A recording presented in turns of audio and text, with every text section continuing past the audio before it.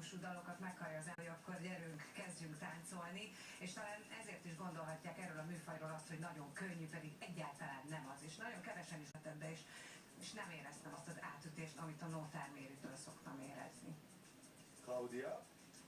Én azon rögtem, azon gondolkoztam, hogy te Méri ő is, te meg dupla akkora vagy. Ezért egyébként szinte tényleg egy lehetetlen küldetés, mert ez a pattogósság, ez pont, hogy kell ez a piciség hozzá, nem tudom, a Mériben valami olyan kraft van és olyan erő.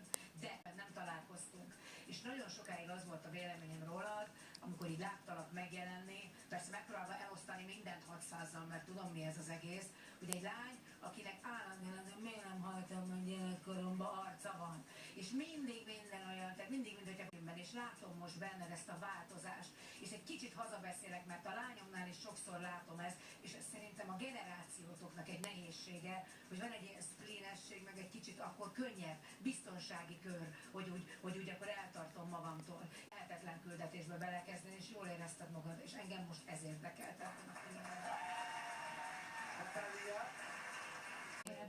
Una explosión de alegría y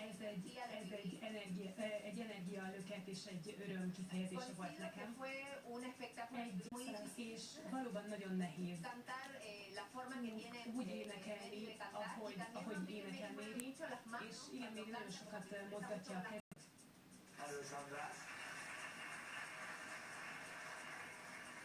Először felsőméltónak tartom azt, hogy valaki leköttél magadon, hogy mit csinálsz, és úgy néha meg is örültél neki, hogy ja, hát ez én vagyok, hát nem, úgy ez jó neked, hogy még itt ebben a műsorban találd meg még jobban. Nagyon szépen köszönöm. Én hallottam azokat a hangokat, tehát volt, én néha hallottam a Mérit rendesen, tehát rendesen a Méri hangszínét hallottam, úgyhogy ez különleges.